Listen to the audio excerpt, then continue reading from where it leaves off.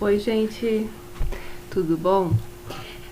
Nessa aula, nós vamos falar um pouco sobre autoria de textos científicos. Essa é uma dúvida muito comum entre alunos de pós-graduação. Quando você escreve um artigo científico, normalmente há a dúvida de quem é primeiro autor, segundo autor, último autor, qual a importância, a diferença de um para outro, quem é colaborador. Tá? Então nós vamos ver algumas regras para isso. Bom, para começar, vamos ver aqui a definição no dicionário da palavra autor. Autor é o indivíduo responsável pela criação de algo, né? Inventor, descobridor, a pessoa que produz ou compõe uma obra literária, artística ou científica, tá? Aqui tem então algumas definições de autor.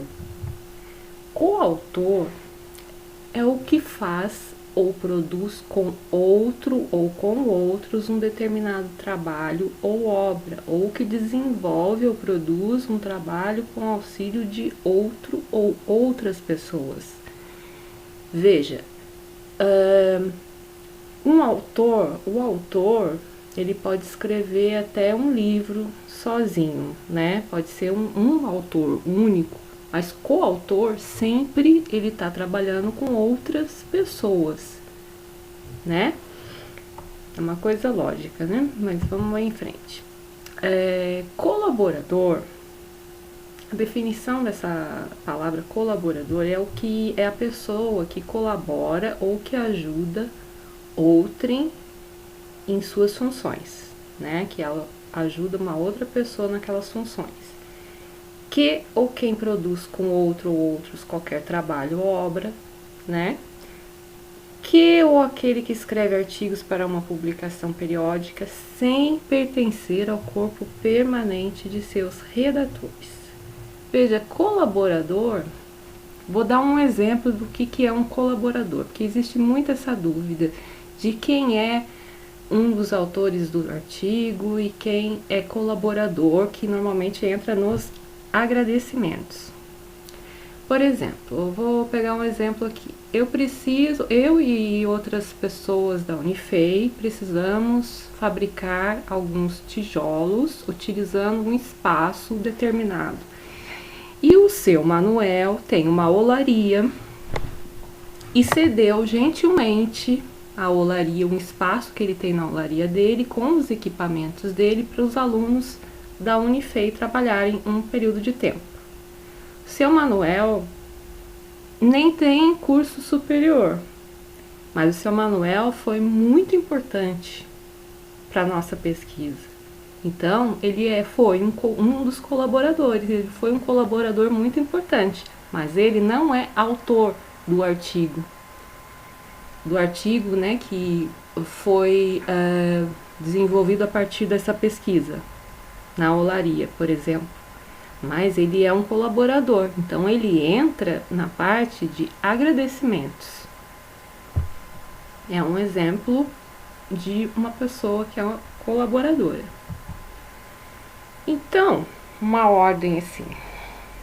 Nós temos o primeiro autor, ou também chamado de autor principal. Nós temos os coautores, temos os colaboradores. O autor ou o autor principal e coautores, qualquer um deles podem ser um autor correspondente. O que seria isso? É o autor responsável em fazer todo o processo de submissão do artigo científico. É aquele que vai entrar no sistema da revista com a conta, vai ter todas as informações dos colegas, né, que escreveram o artigo, vai preencher todos os quesitos, vai ser responsável pela veracidade daquelas informações, vai submeter, anexar o texto e vai ter essa comunicação com a editora. Ele vai poder acompanhar através da conta dele, acessando a conta, o status do artigo. O que está acontecendo? Está sendo avaliado já? o dia tal vai estar lá, no dia tal foi encaminhado para o avaliador, enfim, ele vai ser responsável por isso. Então, pode ser qualquer um dos autores, ok? E colaboradores, como dito anteriormente, entra na parte dos agradecimentos. Eu tenho aqui um exemplo de um trabalho meu em particular, realizado na época da Unesp, que eu não fui autora correspondente. Eu fui a primeira autora. É um trabalho, esse artigo é digamos assim, um pedacinho de um trabalho da minha pesquisa, tá? Que fazia parte de uma pesquisa também muito maior. Então, essa magnetoeletricidade, a temperatura ambiente, foi assim um pedacinho do meu trabalho que foi, que a gente desenvolveu um artigo sobre isso.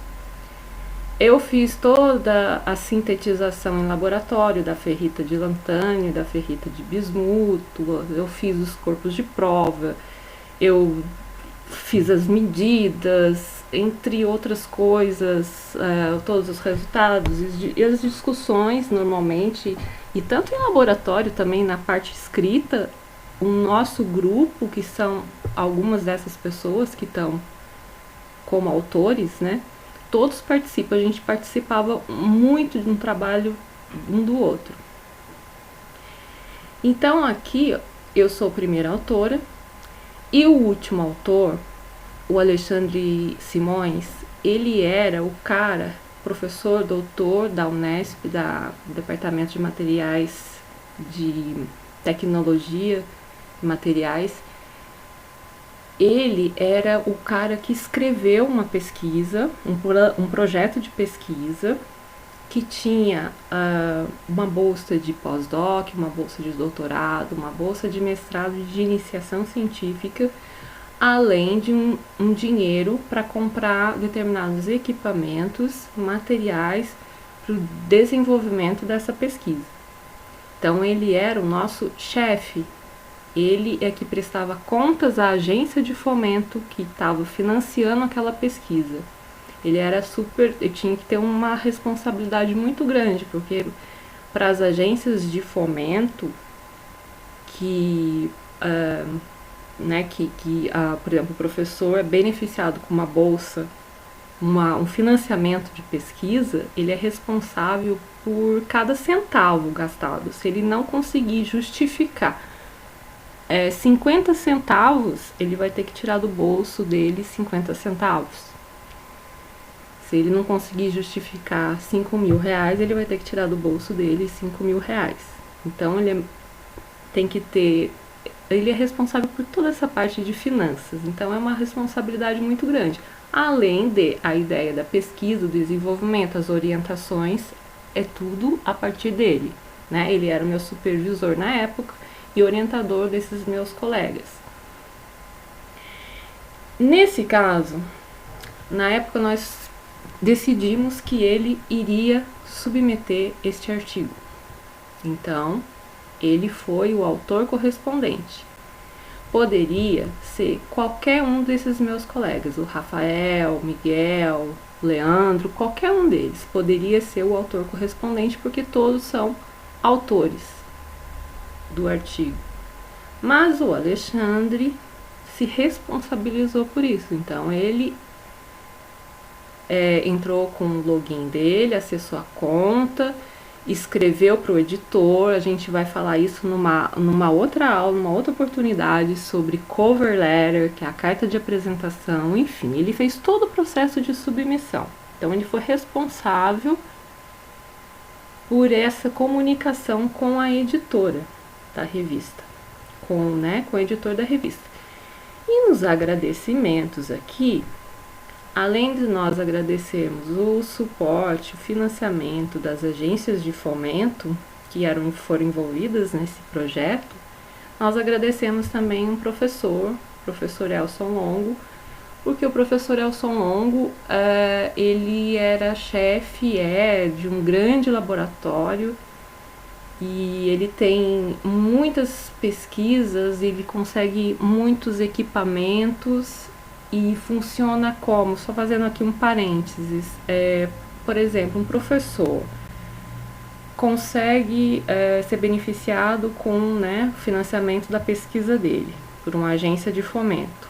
Então ele compra equipamentos, materiais que vão para dentro da universidade pública, no caso.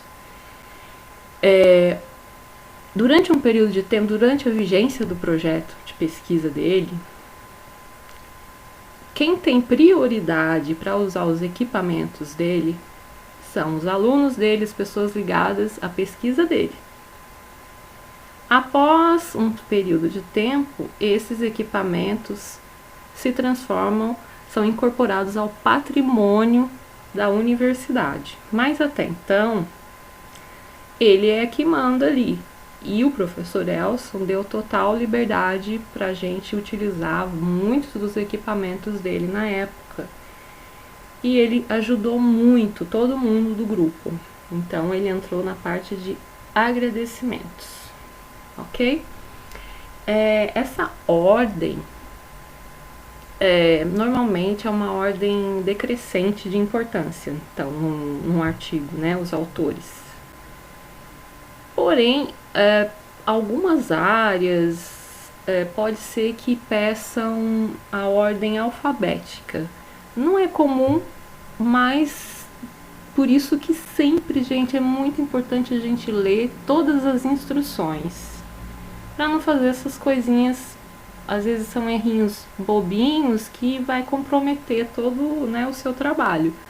Então vejam sempre, leiam sempre com atenção o manual, o guia para autores, né, o guia de submissão. Lê atentamente todas as informações para não acontecer um erro desse, ok? Essa discussão sobre autoria, né, ela teve início mais ou menos no início da década de 1980. Já vi que algumas discussões foram até antes disso, logo após a Primeira Guerra Mundial, mas enfim, aqui na década de 80 eu digo porque começou assim uma exigência da produtividade, né? Uma exigência acadêmica, assim, exigindo muito dos professores pesquisadores. Então começou a contar, né, as publicações, o número de publicações. Isso gera até hoje, é um assunto muito em pauta ainda, da ética, né? Porque pessoas começaram para ajudar colegas, colocar nome dessas pessoas sem eles realmente fazerem parte do trabalho. Só apenas para ajudar o amigo, né? E isso aconteceu, não só aconteceu aqui no Brasil, mas no mundo todo. Então houve e há ainda muita discussão sobre isso, tá? Aí tem alguns autores que tratam desse assunto, né? É uma questão ética, né? A respeito da real participação nas produções, né? Um autor, o Garcia, ele lembra no artigo dele problemas de autoria fantasma, né, que foi o que comenta, pessoas que não participaram, né, plágio, enfim, problemas que demandam o estabelecimento de critérios de autoria precisos e claros, né? Hoje, muitas revistas, nesse processo de submissão, que eu sempre estou falando, elas exigem que o autor correspondente escreva exatamente o que foi feito, o que cada um fez no artigo, tá? Fulano de tal fez isso, isso, isso e isso. Fulano de tal foi responsável por isso, isso, isso. E você é responsável por aquela veracidade das informações. Outras revistas eu já vi também pedem de uma outra forma, a colaboração em porcentagem. Fulano colaborou com 50%, o autor principal, depois veio o outro com 25% e o outro com 25% de colaboração. tá? Então isso muitas revistas estão exigindo, né?